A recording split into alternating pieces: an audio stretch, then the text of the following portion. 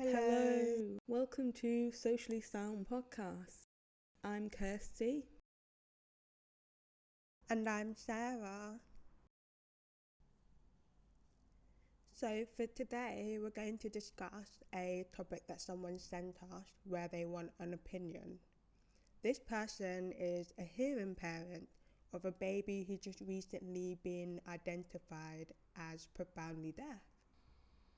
I think this may be the mum, but they asked, how do we navigate through the process of having cochlear implants but also having BSL?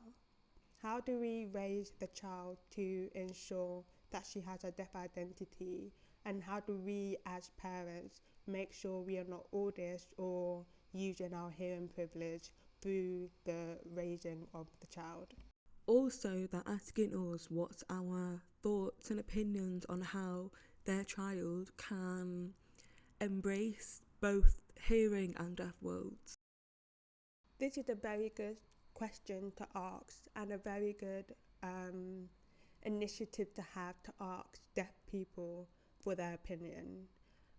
So my first point is I'm happy that the parents have decided, okay, yes, we're implanting the child, but we're also giving the child access to BSL as well. You're giving the child a choice of spoken English and BSL. Right off the bat, that being your first step to take is really good because most parents don't do that. They just implant the child and communicate through spoken English. They never let the child learn their language. Yeah, I agree. The fact that you feel like, I need to ask deaf people, but also remember that our thoughts and perspectives on this might be different, so I would recommend you to ask other deaf people as well. Yeah, because we have different backgrounds. I grew up with hearing aids and then I got my implants, 4 years ago now? So 2019. So I was already 18 when I got my implants. But I know some people who were implanted as babies and they hate their implants. But other deaf people don't mind their implants, or some wish they got implants. So we all have different experiences and different backgrounds. So what we say, you can't just take that as whole and as your holy grail. I'll take what they say and that's how I'm going to raise my child. No. We have different backgrounds, we have different experiences growing up. Some hate sign language, some love sign language. You just have to watch your child grow and try to give them all the resources and let them know that they have these tools and let them pick what they want when they want. Yeah. So I'm the opposite to Sarah because I grew up with hearing aids and I never got a cochlear implant, and I don't know what it's like to have a cochlear implant. So To help the baby embrace their identity, identify their triggers. So what I mean by this is implants themselves are very powerful, and I can't imagine what a baby would be feeling with those implants on, which are really loud. In the morning, I hate putting my implants on. I hate it because it's so loud. Even if it's quiet in the house, the silence itself is loud. So if I'm 22 struggling in the morning to put my implants on, I can't imagine what a baby would be feeling with that sensory overload. And there's a lot of stories where parents put their implants on their babies and the baby trying to navigate that and take that off, and the parents are refusing that. You're basically teaching the baby to persevere through overload, through listening fatigue, through frustration. No, if the baby is refusing to put their implants on, let them take it off and work through that. Teach them to have hearing breaks. Teach them to have autonomy over their implants. If they decide they don't want the implants on and they want it off, then let them do that. Don't make the child feel like they have to wear those implants 24/7. A lot of people hate when their parents or family make them feel like they have to wear their hearing devices and speak all the time.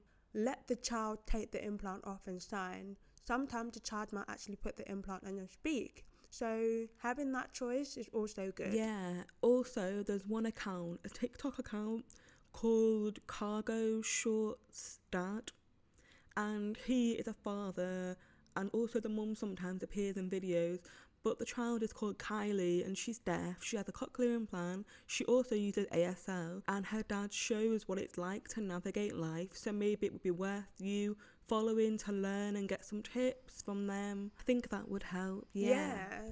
So not only talk to deaf people, but also talk to hearing parents as well. Find out what they've done. Language First have actually recently posted a guide for hearing parents of deaf children. They're really good. They're very strong advocates for language acquisition, which I can't spell. So their guide is really good and helpful, because a lot of hearing parents, they just focus on spoken English, but they never focus on sign language. They never focus on the deaf identity, how the child navigates hearing, and just letting them stand in both worlds, having the choice of navigating both speech in the hearing world, but also signing in the deaf world as well. So Language First is really good. Check them out. Their account is amazing. There's a lot of tips and advice for parents. Make sure you have good professionals, audiologists, teachers of the deaf, speech and language therapists, the list goes on. Make sure they all have the same goal. Don't let them say, oh no, make sure they're wearing the hearing device 24/7. Yeah, like no. they all need to be in a loop and know the child's needs. Yeah. Make sure they encourage sign language. Make sure they have basic awareness. Make sure that they're teaching the child, okay, you'll experience this, so how can we navigate this? Make sure that they're supporting and following the child and letting the child grow and monitoring their progress and figuring out what works for them and what doesn't. Yes, as a parent, you're making a lot of choices for the child, but as the child grows, let the child have a voice as well. Let them tell you what they like and what they don't like, and be able to adapt to what they experience. What you think now will always change later. So also, I think it's important to know that sometimes as a parent, you can't always control what happens to your child. Because, for example, let's say they go to school and something happens and your child starts thinking, I want to become hearing or whatever. Outside influences, you can't control them. I think that's important to remember. Yeah, so make sure you stay consistent, stay supportive, stay encouraging. So as Kirsty said, external influences, you can't control those, but make sure you control yourself and how you react to things, how you explain things, how you support your child. Make sure you stay the same throughout that. Yeah, and in that way, your child can grow feeling safe, feeling accepted, like, okay, yeah. Safe. Yeah, a lot of deaf children and adults don't feel safe with their hearing families or parents, because they weren't given that support network throughout their upbringing. So make sure you are that support network. Yeah. That's all I have to say. Yeah, I feel like that's it really. Also, the accounts that we mentioned, we will link them in the description. Yeah. Our DMs are always open, so if you want to message us, then we're fine with that. We can have a conversation with you. We can send you more accounts. We can try and tag them in the description as well.